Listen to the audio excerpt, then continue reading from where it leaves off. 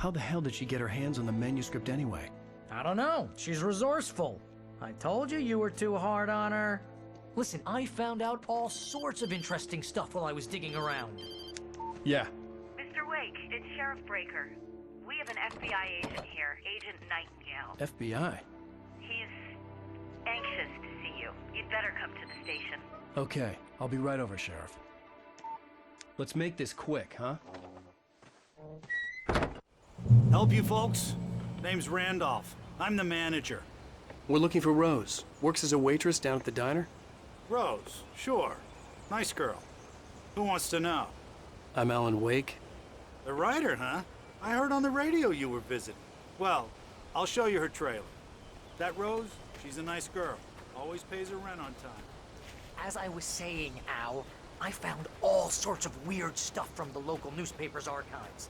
This place is crazy. Disappearances, mysterious deaths, urban legends come true, and get this, most of this stuff takes place around Cauldron Lake. Well, you ain't wrong, mister. The Indians thought the lake was a doorway to the underworld. I'm the God-fearing type myself. I don't hold with that sort of thing. Yeah, okay. Anyway, there was an island there owned by a guy called Thomas Zane. Now, some of the articles I found about him make him out to be a famous writer, but I ran a bunch of searches, couldn't find a single thing he wrote. Zane was heavily into diving, so much so that the place came to be called Diver's Isle. But the volcano under the lake erupted in 1970, and Zane went down with the island. Yeah, how about that? It was there in the morning, as if it had fallen from the sky. But it would take a tornado to lift something like that. We're damn lucky it didn't crush any of the trailers.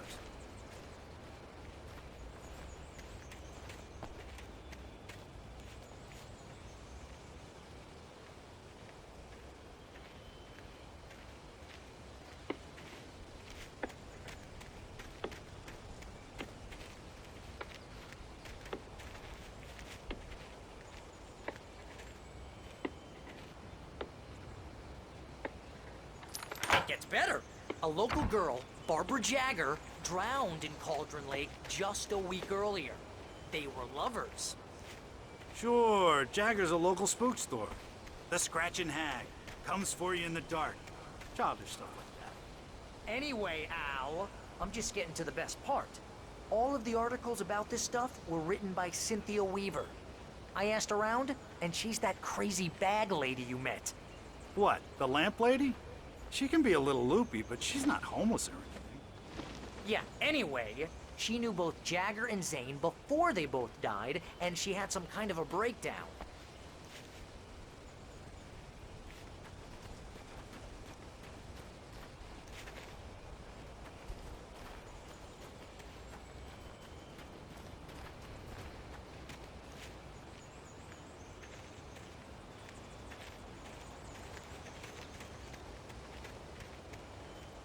Well, mister, this here's Rose's trailer. You mind me asking what you want with her? We're just here to talk to her, pal.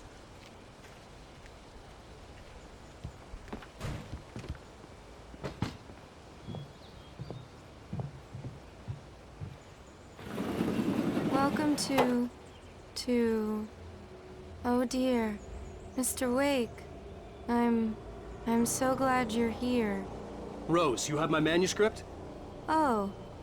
Oh, yes. Yes. Please, come in.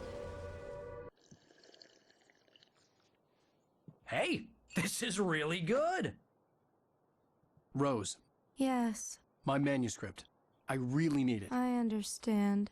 I know what you need. A muse to inspire you. Oh, for Barry. She doesn't have anything. Yeah, hey, Al? Al, what's... Oh... Barry! What? What?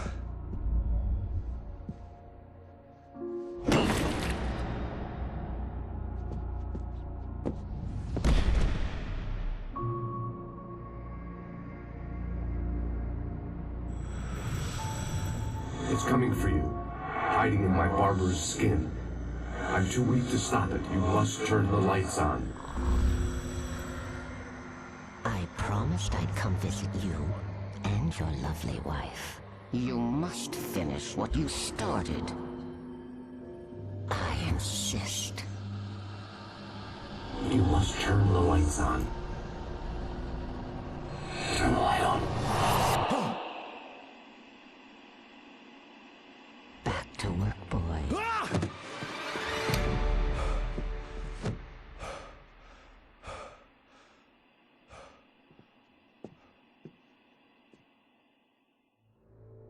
I felt nauseous, hungover. Only anger kept me going.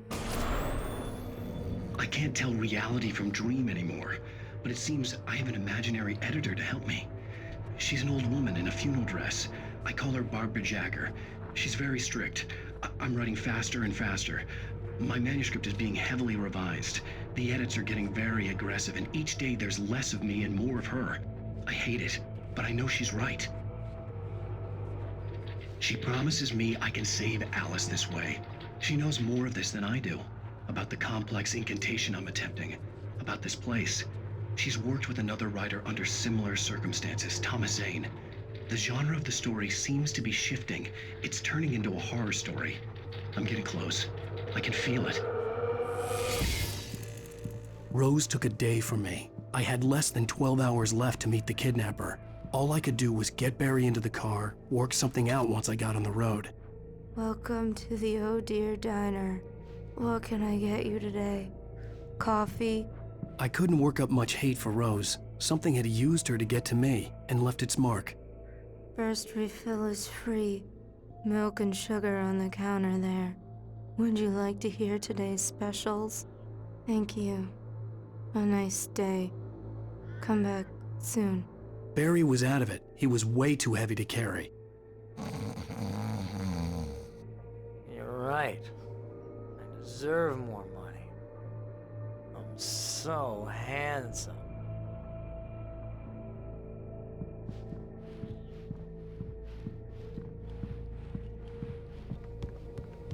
My gun and flashlight were gone.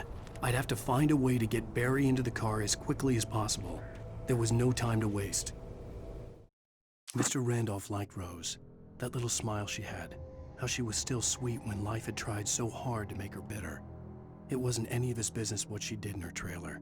But those strangers, the writer and his smart-ass sidekick, looked like trouble. And they'd been in there for hours, way past her normal bedtime. He reached for the phone and called the sheriff's station.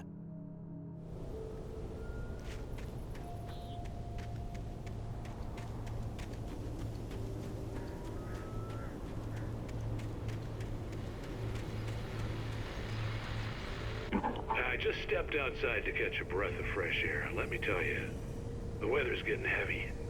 Nights like this make me especially glad I'm here talking to you and not home in bed. Once the weather takes a turn like this, I can't sleep at all. It's all tangled bed sheets and dark thoughts, punctuated by the occasional plunge into nightmare. Is it just me? Well, perhaps it is. But I hope I can make the night a little bit easier to get through. Caller, you're on KBF-FM. Hey, hi, it's Walt Snyder. What's on your mind, Walt? Well, I am the way you are, but, well, I can't sleep either, you know? I just been staring out the window here, trying to make sense of it all, but, I ain't been drinking either, you know, I just... Well, you sound like a man.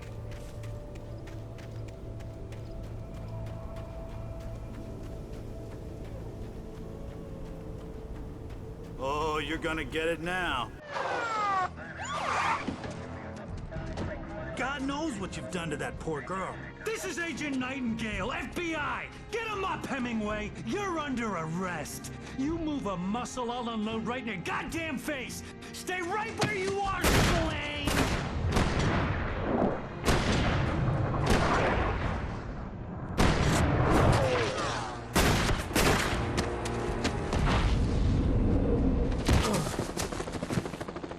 What are?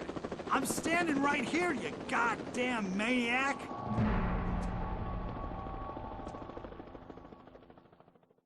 I hated to leave Barry behind, but there was no way I'd miss my appointment with the kidnapper. Give it up, Mr. Wake! Come on!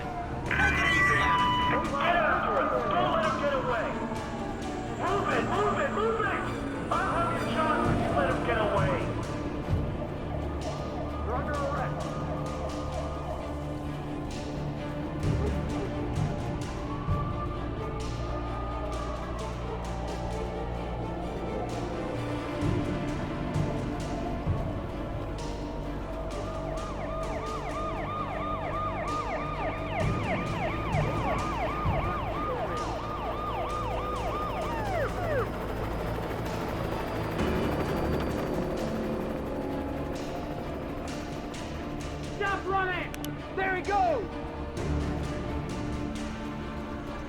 Okay, Ben. Keep your eyes peeled. He's gonna try to make it through here.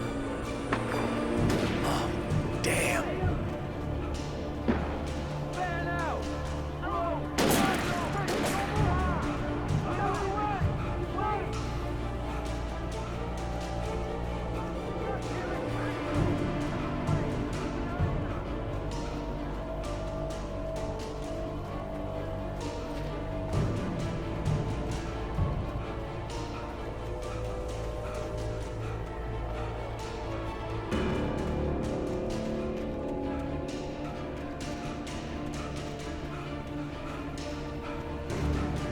Gone! Come on, guys! We need to head him off! For decades, the darkness that wore Barbara Jagger's skin slept fitfully in the dark place that was its home and prison. It was hungry and in pain. It dreamed of its nights of glory when the poet's writing had called it from the depths and given it a brief, terrible taste of power and freedom. The rock stars had stirred it from the deep sleep the poet had sunk it back to in the end. When it sensed the writer on the ferry, it opened its eyes.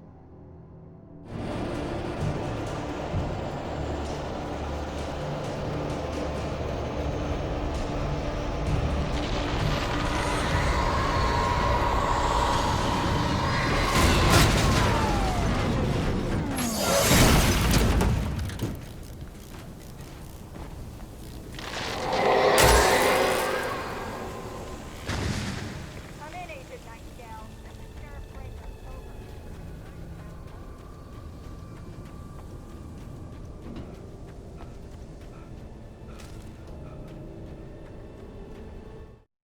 Rose didn't know how the strange old lady got in her trailer, and she looked wrong somehow.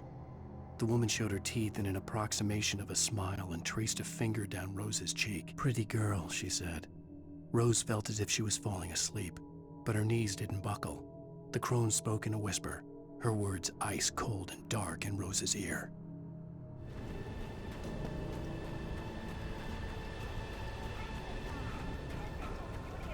My town. Over. I'm a federal agent pursuing a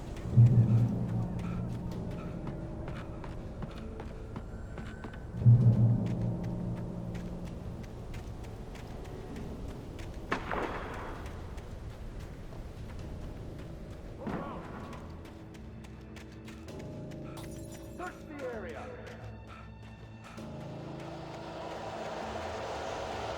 Face off!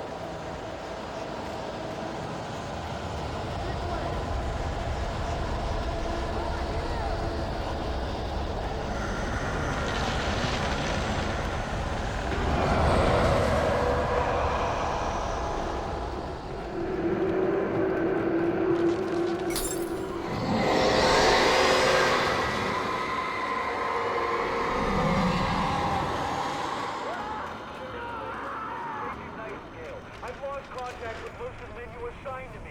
It's Wake's doing. This horror was everywhere I went, circling me. The cops didn't stand a chance. They were after a writer, not a monster.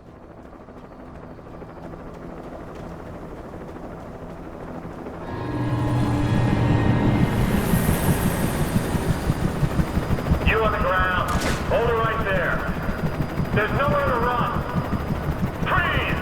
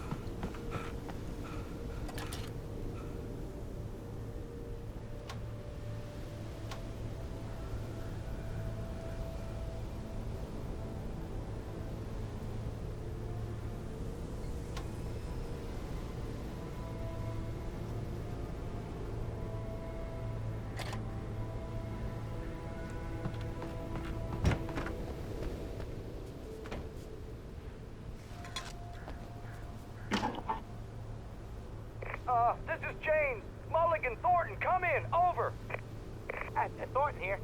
Gates, we got both Wheeler and Rose in custody. They didn't put up a fight or anything.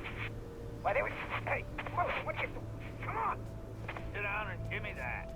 Hey, Mulligan here. Over. Go ahead, Mulligan. Over. We got Wheeler and Rose here. Wheeler's drunk or hopped up on something. Speaking of which, that Fed had a pretty distinct whiff of Rose's scotch about it. I imagined that the broadcast tower in the distance was part of the local radio station. Maine seemed like a decent guy. Perhaps he could give me directions to the coal mine.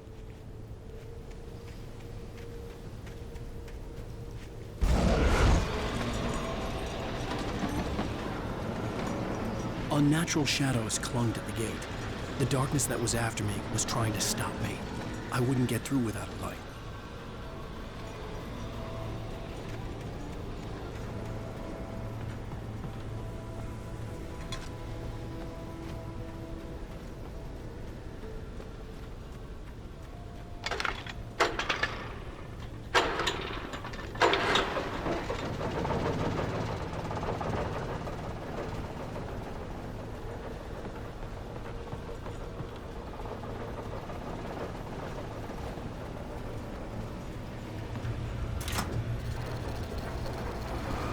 The old generator conked out. I'd have to see if I could fix it and try again.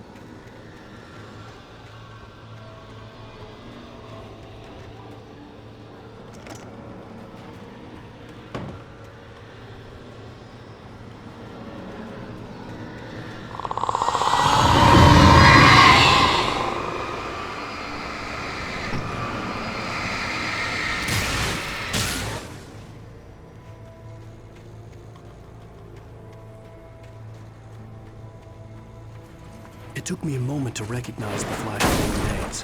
They were an ideal weapon for my situation. Team 1, come in. Over.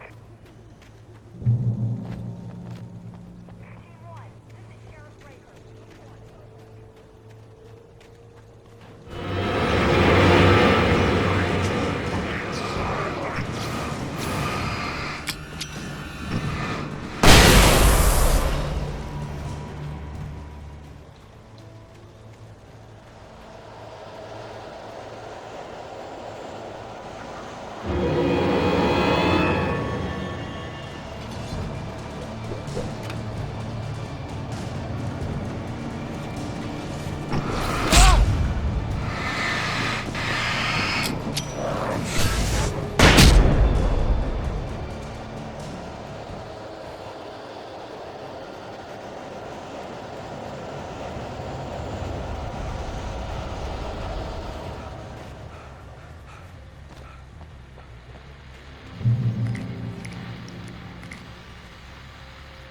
And here's another call.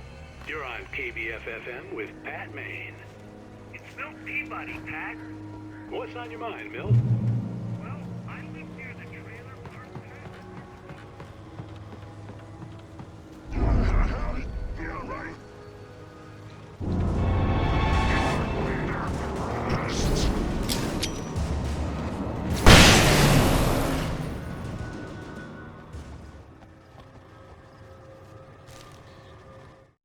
Touched by the dark presence, Rose was lost in a dreamland where everything was drawn in black and gray crayons.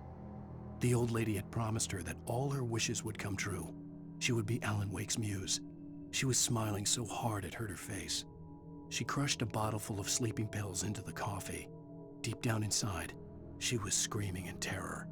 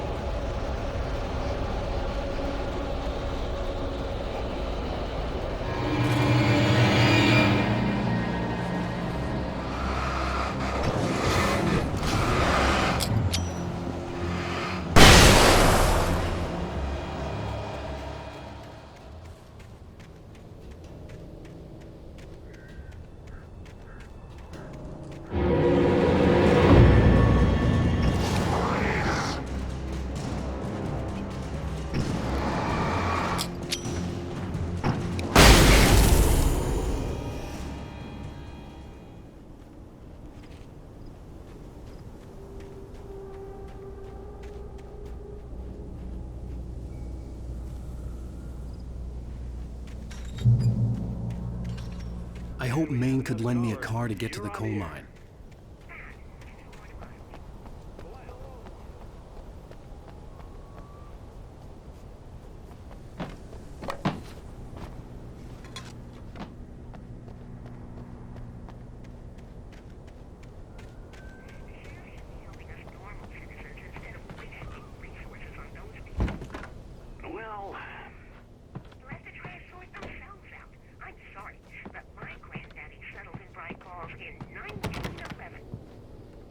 Thank you very much for that compassionate viewpoint, Lorna.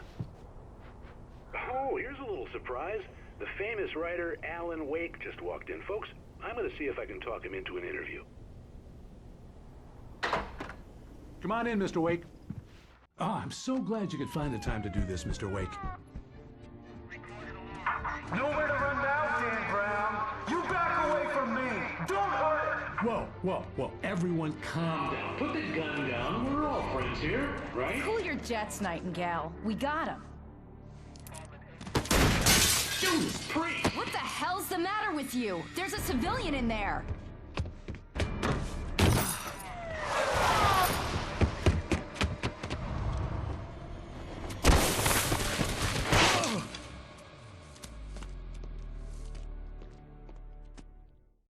I'll get you yet, even if it kills me. You hear me?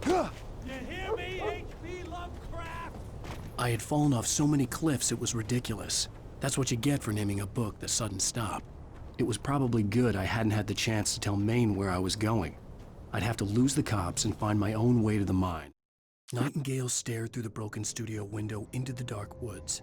He turned around, started to walk out, but Maine grabbed his arm. "Young man, you almost shot me. You don't shoot off rounds at people like that. What's the matter with you?" Nightingale shook his arm free, marched out. His cheeks burned with rage and humiliation.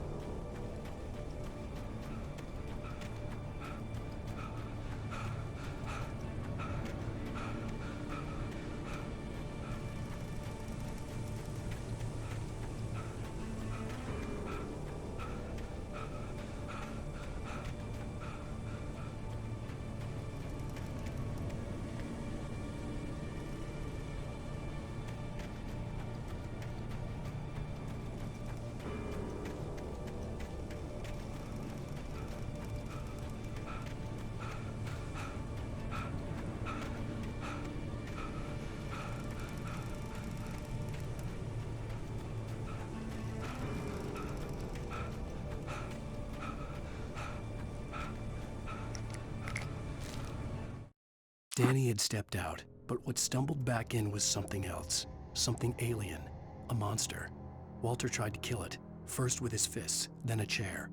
It wouldn't die. Instead, it kept coming, unaffected by the beating it had taken. After Walter managed to kick it down the cellar stairs, fear took over. He ran, got behind the wheel, gunned the engine. The booze wouldn't make him forget, but he knew he had to try.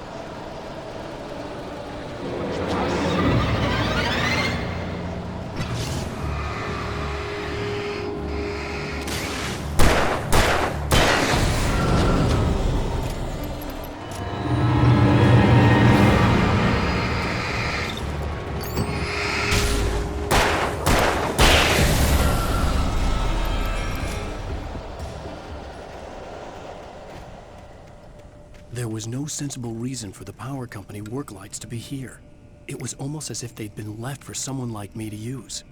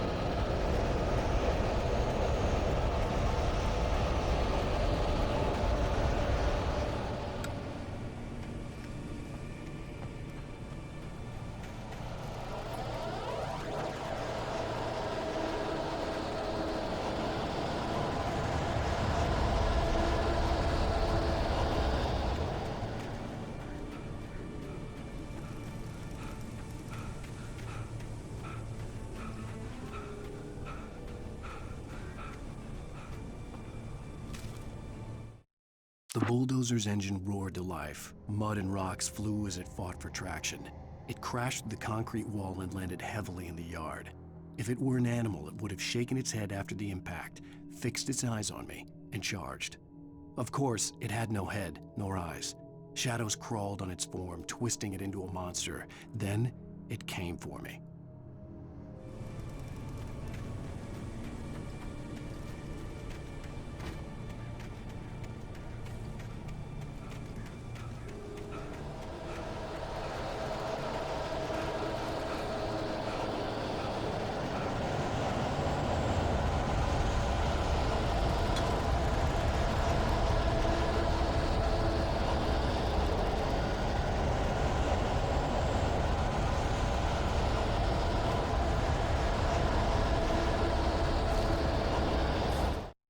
Sarah trusted her gut, and her gut said Agent Nightingale was an asshole. He felt wrong, and it wasn't just the smell of stale booze. It was in the way he flashed his badge, pulled rank, the look in his eyes when he wanted answers. Where was Alan Wake? What was this about an accident? Where was his wife? And most importantly, why did she let Wake go?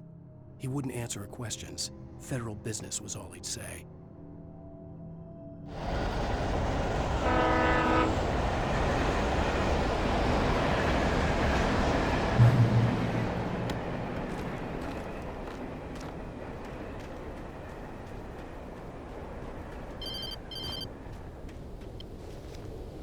Hello? The most stubborn man I've ever met. Alice? Alice? Alan, I'm so afraid. Keeps me in the dark. Please help me. I look at you, Alan, and it's not you.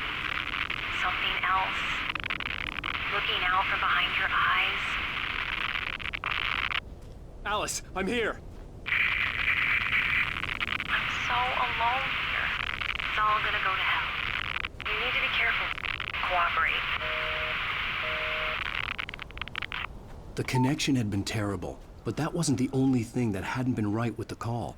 She sounded wrong somehow. The pipe wrenched itself loose from the bridge's steel framework. Wrapped in darkness, it floated in midair, twitching. For a moment, I didn't understand what I was looking at. The heavy object lurched at me with impossible force. I threw myself out of the way, but just barely.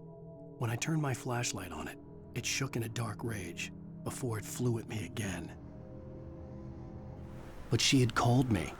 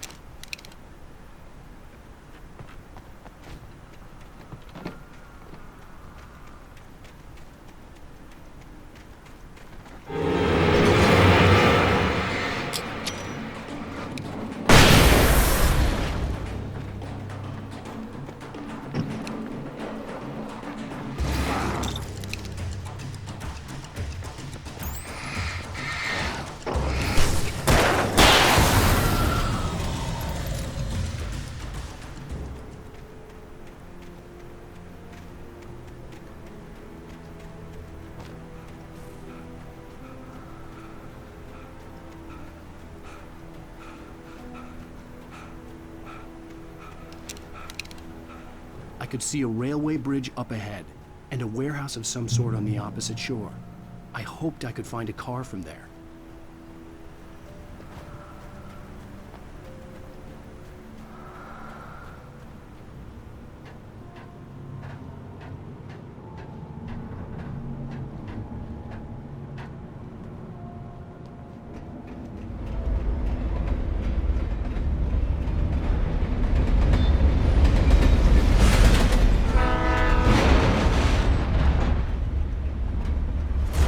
That was pursuing me was growing stronger, and it was taking over every moment.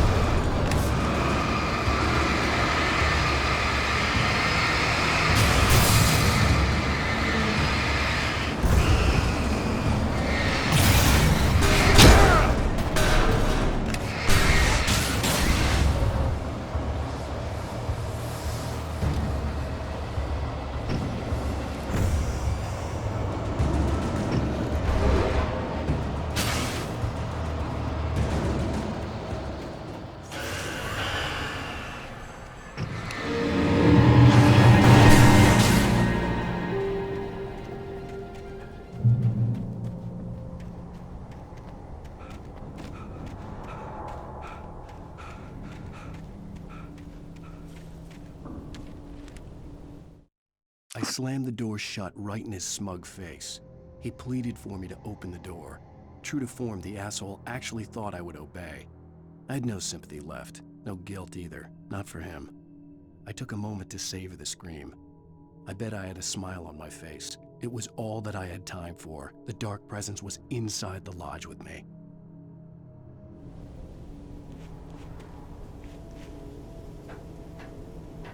As a teenager, just starting to get interested in writing, Stephen King had been a source of inspiration to me. I thought about all the inanimate objects that had come to life in his books. No one is safe in a good horror story. Certainly not the protagonist. That's what makes them fun. This was anything but. The darkness could possess anything, and it was getting closer.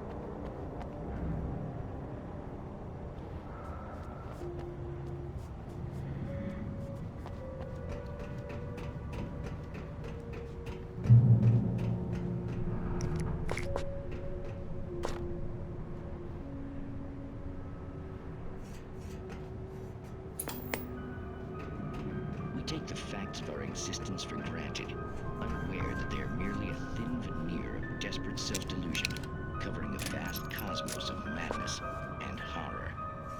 All too often, the stars are right. In Night Springs.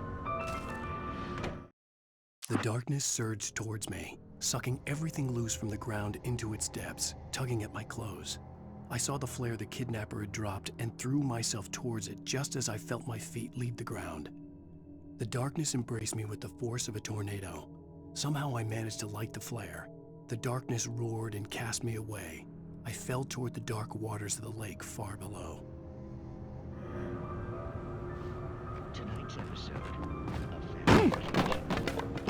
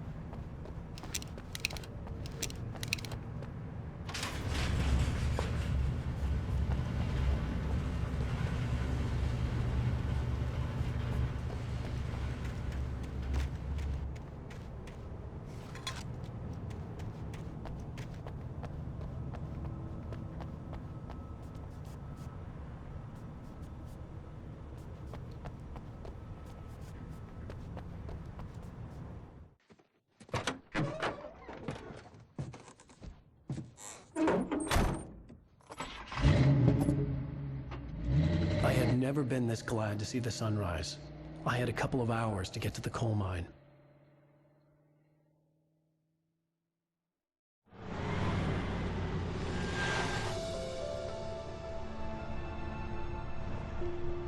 The coal mine wasn't far now.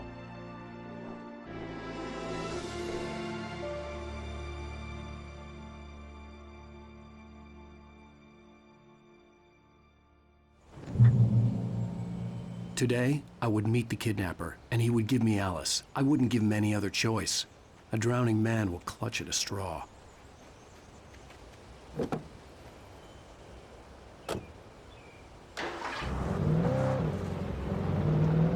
Little by little, without realizing it, I'd come to believe that the story in the manuscript was coming true. The current of its narrative had taken me deeper and deeper into dark waters. Alice had been taken from me. Barry was probably in jail. I was a fugitive from the FBI. The whole world taken over by the dark presence was trying to destroy me. It all felt real, but it matched a textbook case of insanity.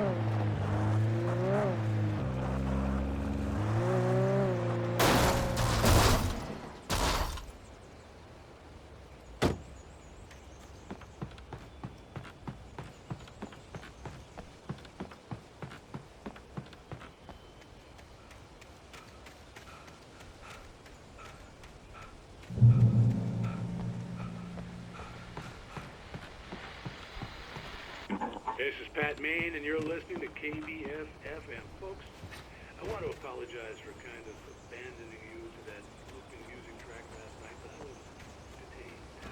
You see, I encountered a big shot trigger figure.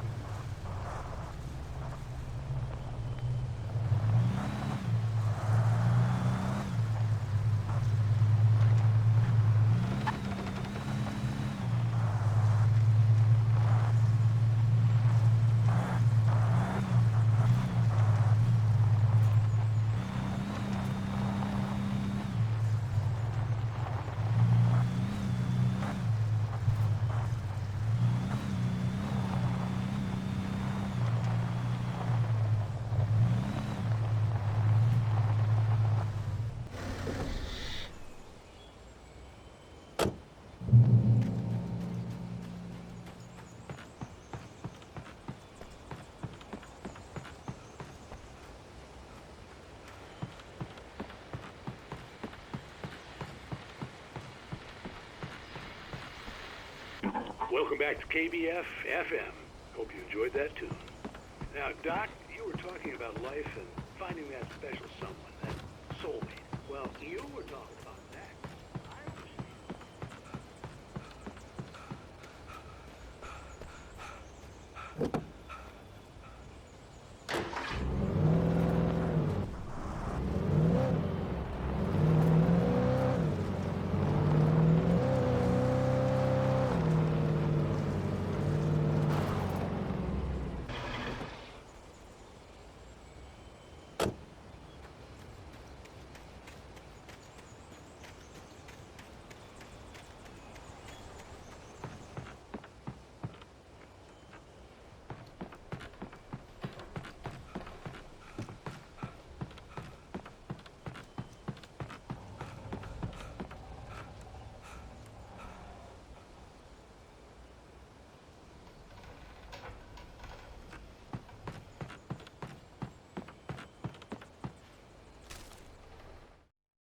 For Mott, spying on the writer on the ferry had been a disappointment. His boss had made Wake out to be something special, but Mott hadn't been impressed. He'd gotten a good long look at the wife, though, and he liked what he saw. Mott had fantasized about goading Wake into a fight, but it hadn't happened. Still, He'd get his chance to see if the writer had anything in him. He'd been promised as much.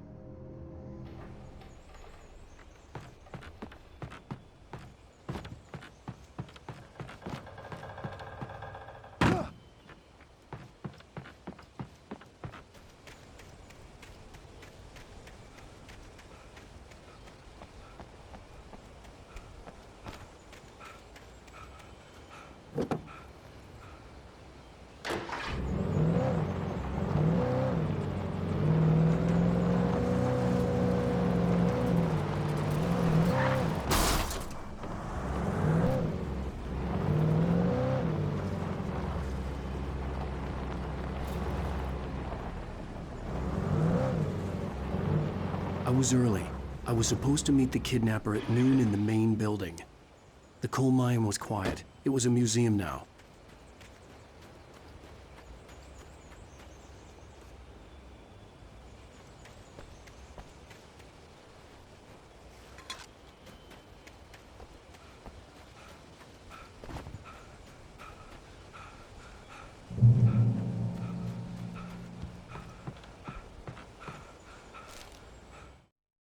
With Nightingale gone and the night wind blowing in through the broken studio window, Maine stared at Sarah.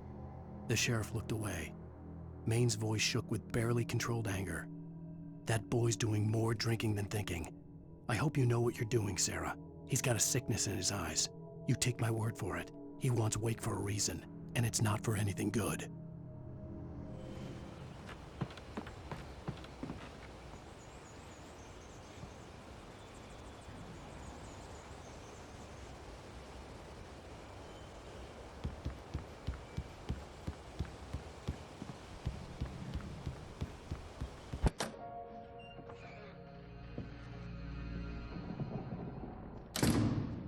I didn't want to go outside.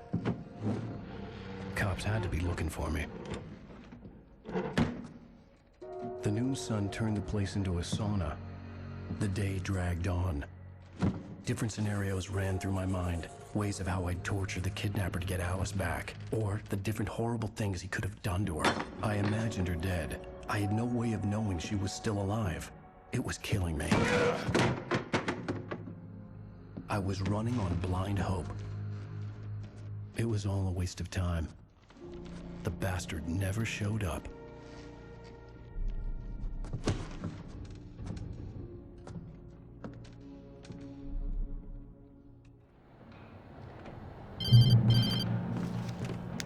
Wake! Where the hell are you? Change of plans. You know where Mirror Peak is? It's a big mountain north of where you are. You follow the path from the mine, you can't miss it. There's a lookout point there. I'll be waiting. I'm through being jerked around by you. You want to see your wife alive? Because if you do, you better watch what you say to me. Do we understand each other? I want to talk to Alice. Yeah, and I want the manuscript. Don't keep me waiting, Wake. Hello? Hello? Ah! I'm gonna kill him. I had to get to Mirror Peak.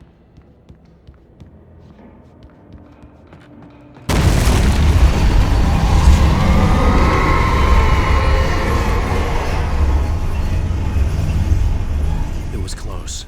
Maybe closer than ever before.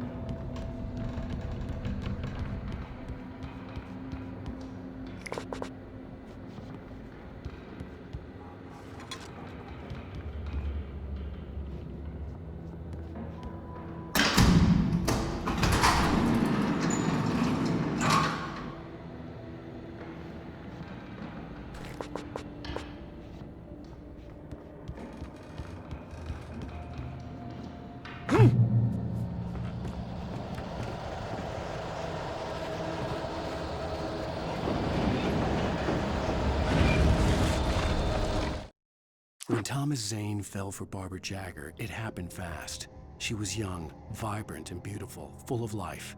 He had never been a very happy man, and without any seeming effort, she had changed all that. Zane felt good for the first time in his life. Everything she did was another piece of a jigsaw puzzle he hadn't even known he'd been missing. And best of all, she made the words flow, strong and sharp. She was his muse.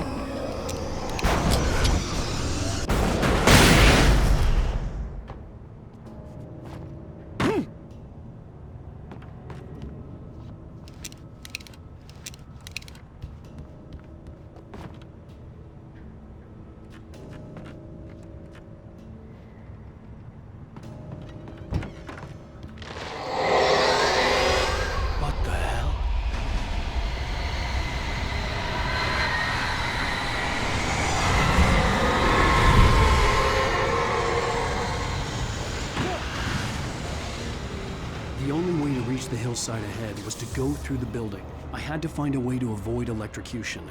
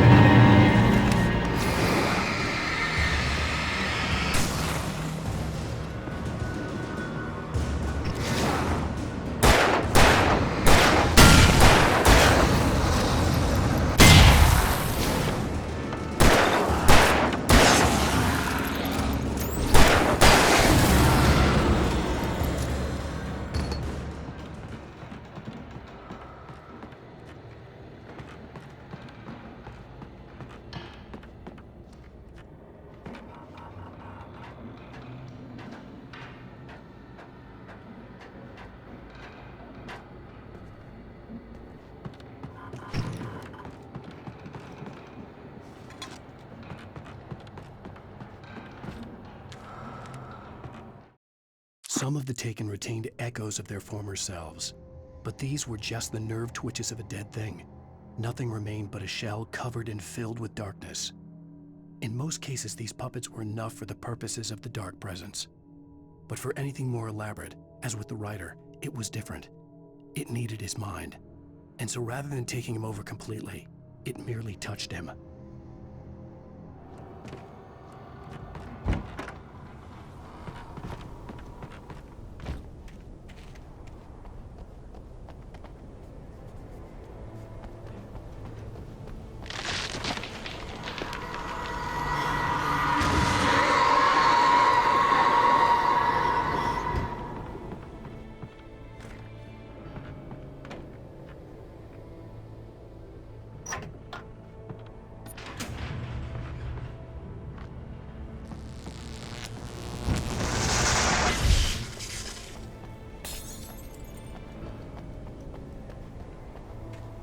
There was no way the flashbang grenades were standard power company equipment.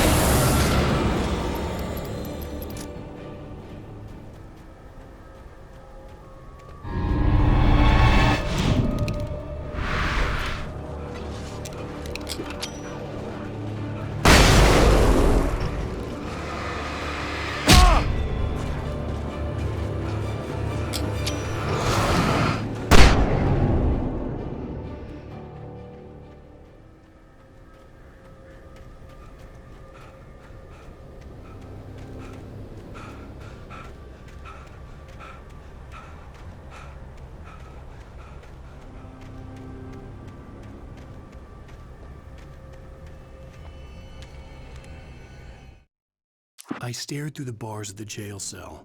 Barry stood behind me, swaying on his feet, looking as ill as I felt. Agent Nightingale stood on the other side of the bars with Sheriff Breaker.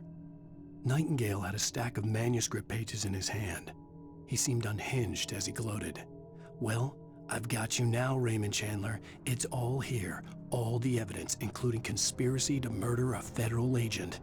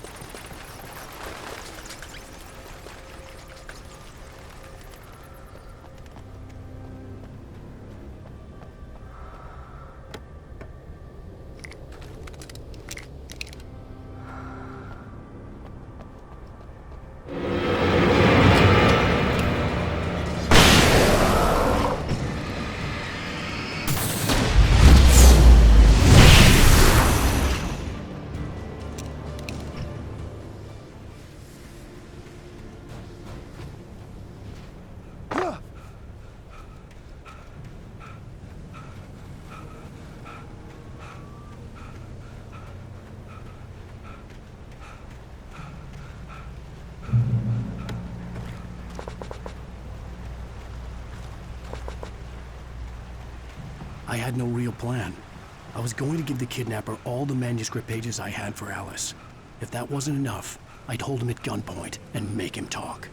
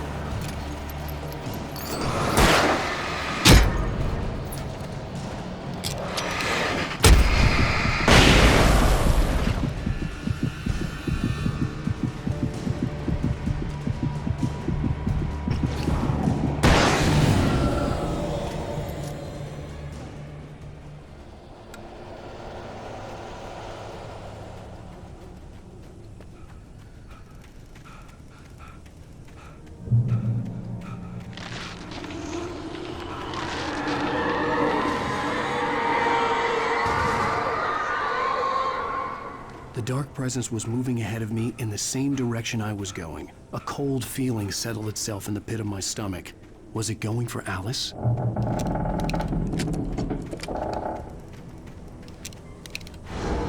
The graveyard shift may cause cancer.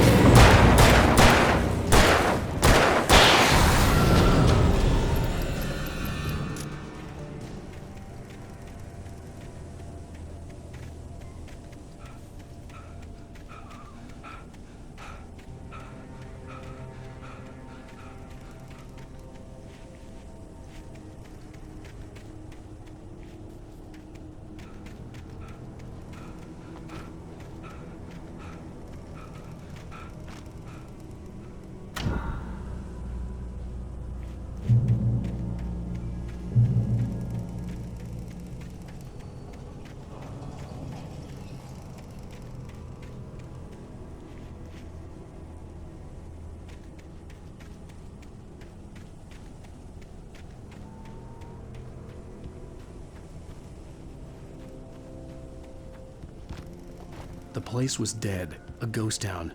Had been for decades, maybe a century.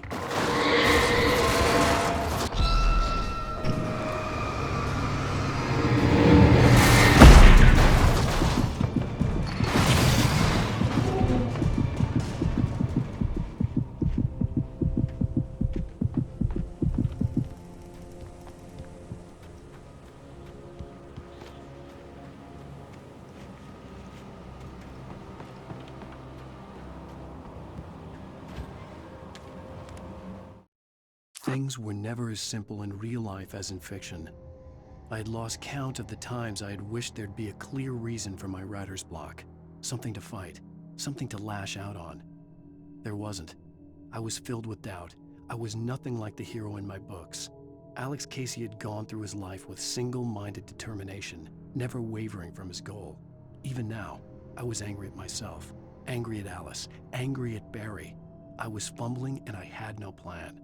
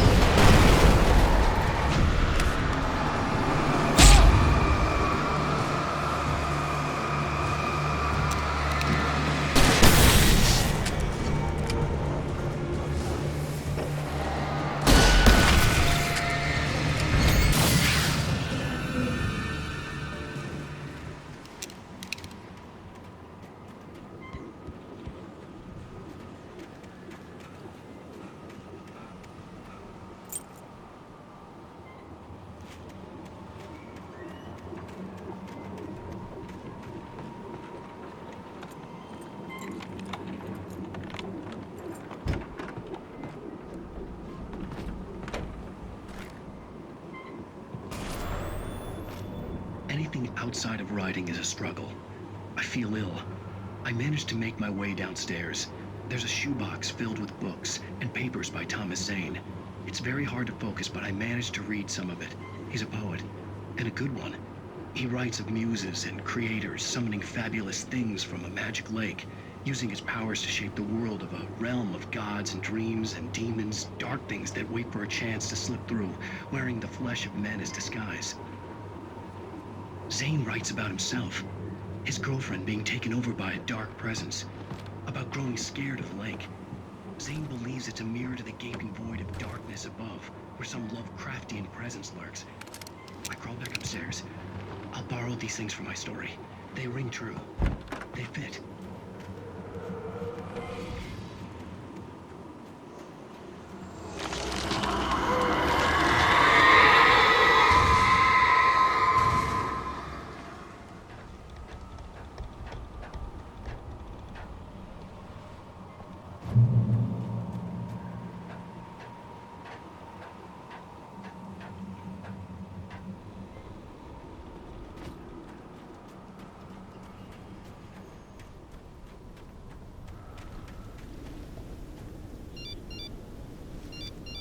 The kidnapper had sent me a text. The message was full of spelling errors and insults. It was telling me to hurry up.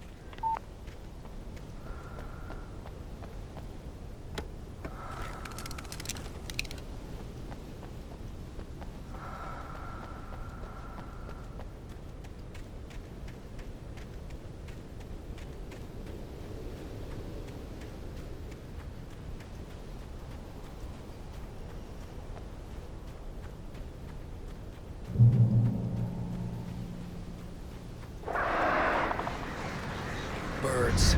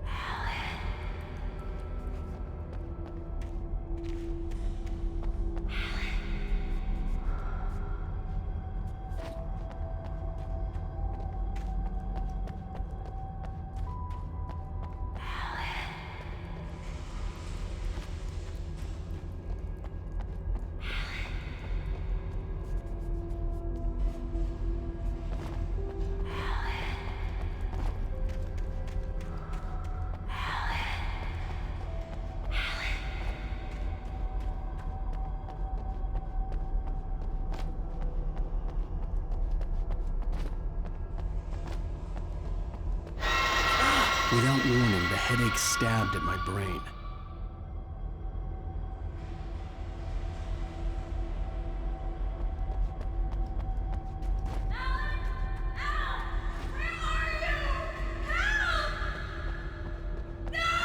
Alice?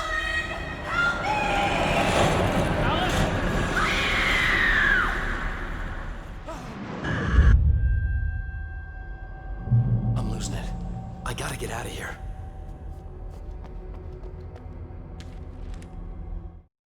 The hunters were big, thick-set men, confident and at home in the woods. They were feeling good, running on beer, ghost stories, and camaraderie late into the night. It did them no good, as they were taken by the dark presence, sucked deep into a darkness far worse than any ghost story they ever told or heard.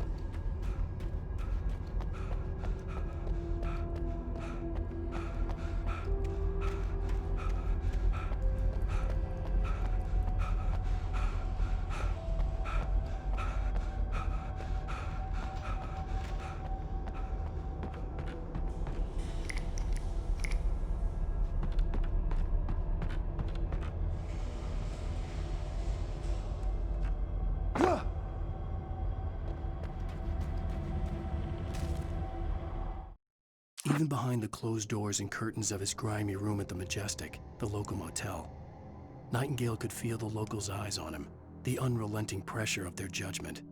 He forced it out of his mind. For all he knew, they could all be under Wake's spell already. You do what you have to do to get the job done. He took comfort from the bottle in his hand. Please, he thought, just let me get through this.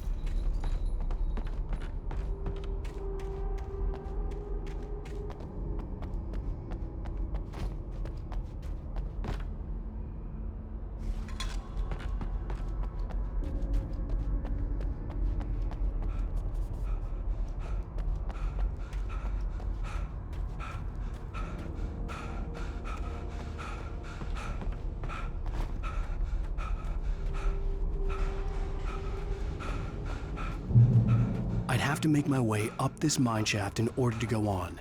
Maybe the machinery could help me with that.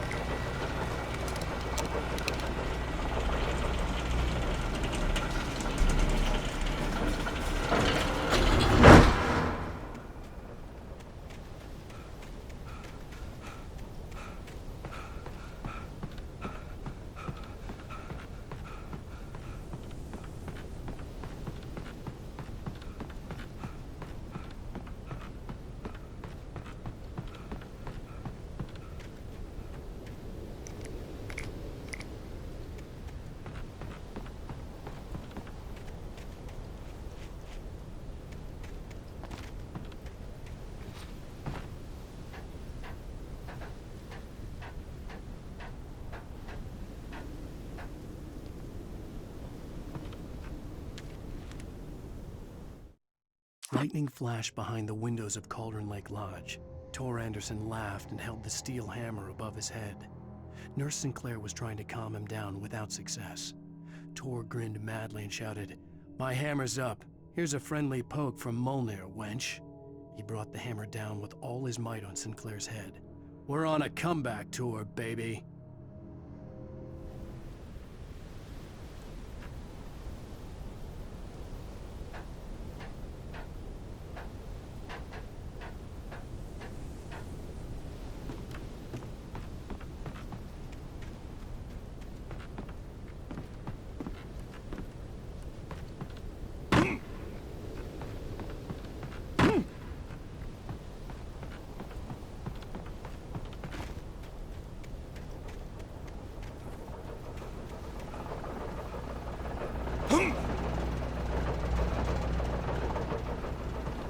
Oh, great. Another cable car. Just great.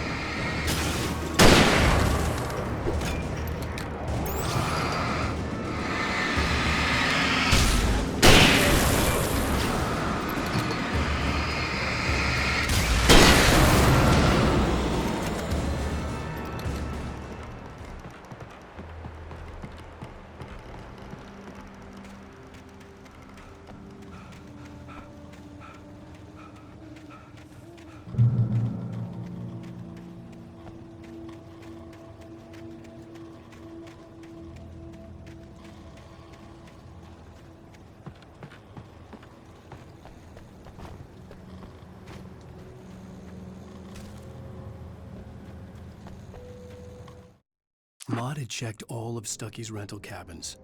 There had been no sign of the Wakes. It was dark when he'd found their car parked at the end of the road by Cauldron Lake. It made no sense. They must have taken a wrong turn, but there was no sign of them, and the car had been there for hours already. Frustrated, Mott stood on the rotten ruin of the footbridge that had once led to Diver's Isle before it sank beneath the waves years ago. The boss wouldn't be happy.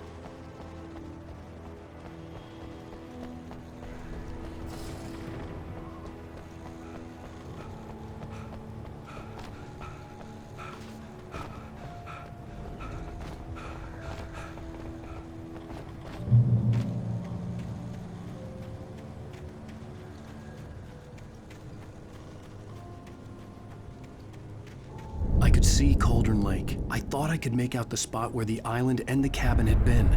There was a light near it. It had to be a boat.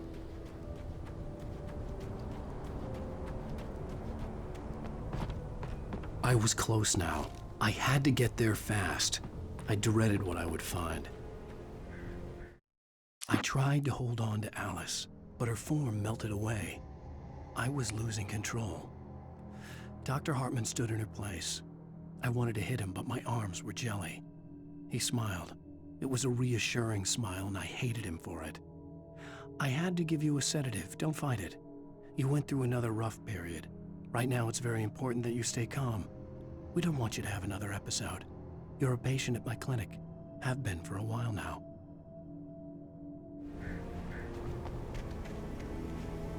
Wait! You? Wait. Hey, I'm here! I'm coming! No! Get away! Sorry. Please, leave. The boss didn't know who he was messing with. I didn't know. I swear, I didn't know. We don't have his wife. We don't know where she is. She's probably drowned.